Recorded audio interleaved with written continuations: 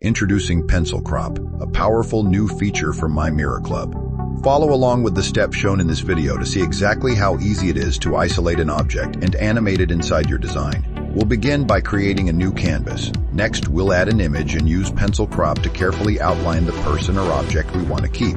Once the outline is complete, MyMirrorClub removes the unwanted area and isolates the selected object. From there, you can move it, resize it, add effects, and animate it directly on the canvas. Continue following the steps in the video to create your own dynamic photo booth design using MyMirrorClub Pencil Crop.